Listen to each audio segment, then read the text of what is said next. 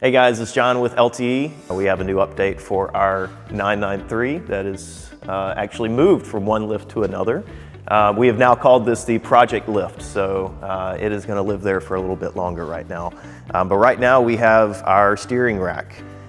When the car came in, it had a significant leak from the steering rack. Looks like it had been going for quite a while. So that was something that we knew we were going to have to replace. We're doing the entire steering gear right now. So we have a brand new rack, actually came from Germany. We have brand new tie rods and inner and outer tie rods, brand new dampeners and all the hardware there. But the rack was leaking from multiple spots and it was actually cavitating the fluid. So when we looked into the power steering reservoir, it was just full of air. So we knew that that needed to be something that was done. So got some brand new parts here. Mike is pulling everything apart. He's going to swap over the steering shaft, or at least the top of it, but pretty much nothing else. We're going to try and really reuse any of the old stuff, or at least as little as we can. That's why we got pretty much all new hardware here. And we'll also show you a little bit of what it looks like with that out.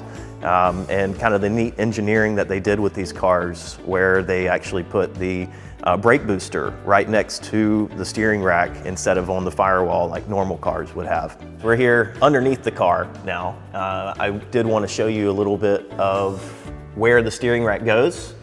So basically it fits in this section right here. You've got the tie rods that go and obviously connect to the spindles. We've got some fun friends in here. We found some spiders' nests, so we're gonna get that all cleaned up as well. But for the most part, everything is pretty well kept. Everything just needs a cleaning.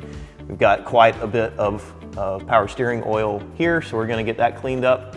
But one thing that I thought was pretty neat that I talked about before, this is the brake booster right here. So instead of being this way and attached to the firewall right behind the brake pedal, it actually has a linkage that comes through here, and it's got a pivot, and it pushes into the brake booster, and this obviously gets vacuum from the engine or vacuum pump that allows your brakes to be boosted, basically.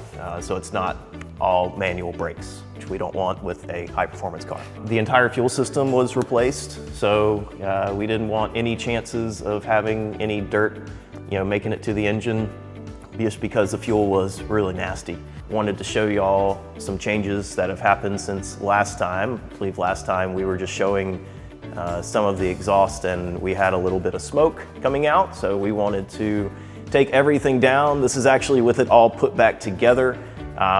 This is basically the catalyst, or both of the catalysts, and then we have an O2 sensor here as well. So we removed all of that, cleaned it out, used some mineral spirits to get that cleaned out, because it did have some oil residue in there that was causing some smoking. And we got the mufflers out, did the exact same thing with that. We're keeping everything very original. We don't want to do a bypass, we don't want to do headers.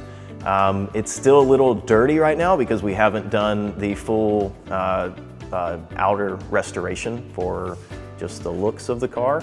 But we did take everything apart back here, clean it out, put it back together, and that's when we were able to drive it around the block. We didn't want the O2 sensor to be fouled out by any oil residue or anything like that. So now it runs very strong. I'm actually really excited we're gonna do a dyno on the car as well once we have everything good to go and leak-free. The engine really doesn't have any leaks as well. And it's just a really clean example, so just wanted to show y'all kind of what else we're doing. We're also gonna have to replace, these are the hangers for the bumper. So you can see this one has corroded.